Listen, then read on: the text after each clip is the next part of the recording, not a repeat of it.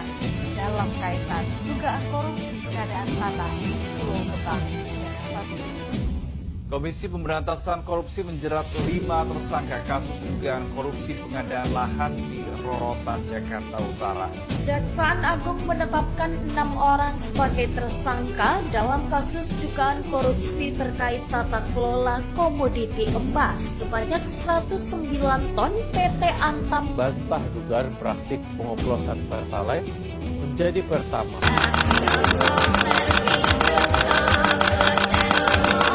Seorang kepala sekolah di Kabupaten Goa, Sulawesi Selatan berinisial MS ditetapkan sebagai tersangka atas dugaan kasus korupsi dan bantuan sosial.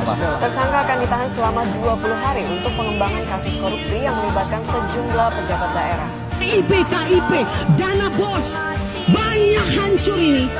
Gak usah tambah kalau banyak korupsi uang negara habis, bukan untuk rakyat.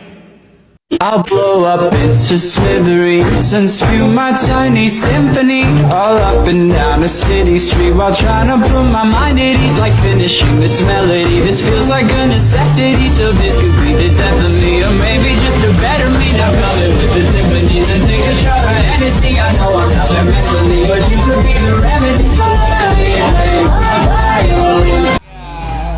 Pajak dari rakyat, pajak dari rakyat. Siapa berani memakai uang pajak dari rakyat? Atas nama rakyat, atas nama rakyat.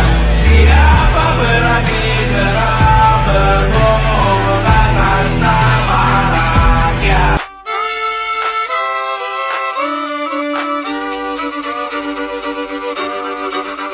Kisah usang tikus-tikus kantor yang suka berenang di sungai yang kotor. Kisah usang tikus-tikus berdasi yang suka ingkar janji lalu sembunyi di balik meja teman. Assalamualaikum warahmatullahi wabarakatuh. Perkenalkan, nama saya Aruf Rizkan Sari, NIM 142210010. Saya dari Prodi Ekonomi Syariah, Fakultas Agama Islam. Di sini saya akan menjelaskan beberapa poin mengenai tindak pidana korupsi.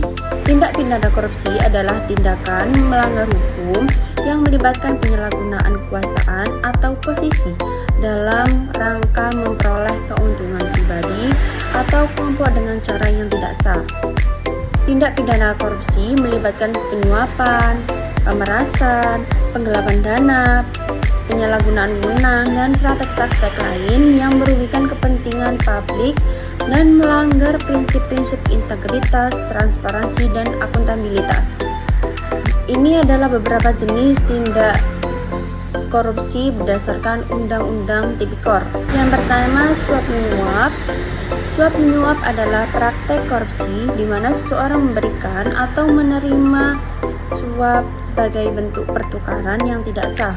Dalam suap menyuap, pihak yang memberikan suap berharap mendapatkan keuntungan atau perlakuan khusus dari pihak yang menerima suap. Yang kedua, tindakan yang merugikan negara. Tindakan yang merugikan negara adalah tindakan yang menyebabkan kerugian finansial, politik, sosial, atau moral bagi negara dan masyarakatnya. Tindakan korupsi seperti penyuapan, penggelapan dana publik, atau penyalahgunaan wewenang dapat merugikan negara dengan menguras sumber daya yang seharusnya digunakan untuk membangun dan kesejahteraan masyarakat. Ketiga, penggelapan dalam jabatan. Penggelapan dalam jabatan adalah tindak penyalahgunaan kepercayaan atau posisi yang dilakukan oleh seseorang yang menduduki jabatan atau posisi tertentu dalam suatu organisasi atau lembaga. Tindakan ini melibatkan penggelapan atau penyelewengan dana, aset, atau sumber daya yang seharusnya digunakan untuk kepentingan organisasi atau masyarakat. Yang ketiga, pemerasan. Pemerasan itu adalah tindakan yang melibatkan ancaman atau menggunakan kekerasan untuk memaksa seorang atau kelompok untuk memberikan uang, barang, atau keuntungan lainnya. Pemerasan biasanya dilakukan dengan tujuan memperoleh keuntungan pribadi atau materi dari korban. Yang kelima, ada perbuatan curang. Perbuatan curang adalah tindakan yang melibatkan pelanggaran terhadap prinsip-prinsip kejujuran, integritas, atau aturan yang berlaku. Perbuatan curang dapat terjadi dalam beberapa konteks, baik dalam kehidupan pribadi, pendidikan, pekerjaan, maupun dalam berbagai aspek kehidupan sosial. Yang terakhir adalah gratifikasi. Gratifikasi adalah pemberian atau menerima hadiah berupa uang atau manfaat lainnya yang diberikan kepada seseorang dengan tujuan mempengaruhi atau memperoleh keuntungan dalam konteks pekerjaan atau jabatan yang dimiliki. Gratifikasi seringkali terkait dengan praktek korupsi dan merupakan tindakan yang melanggar etika dan hukum. Ini adalah beberapa ciri-ciri tindakan korupsi. Yang pertama, penyalahgunaan kuasa. Yang kedua, transaksi ilegal atau tidak sah. Yang ketiga, merugikan kepentingan publik. Yang dampak tipikor dalam kehidupan dapat merusak kedisiplinan, kebencian sosial, kekacauan politik, merusak tatanan hukum, dan biaya ekonomi yang tinggi, serta menghambat profesionalisme.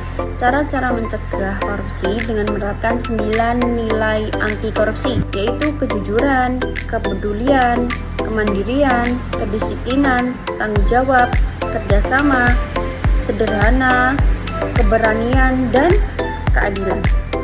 Yang terakhir, cara mencegah korupsi dengan menerapkan 5 prinsip anti korupsi. Yang pertama, akuntabilitas. Yang kedua, transparansi. Yang ketiga, kewajaran. Yang keempat, kebijakan. Dan yang terakhir, kontrol kebijakan. Sekian, terima kasih. Assalamualaikum warahmatullahi wabarakatuh.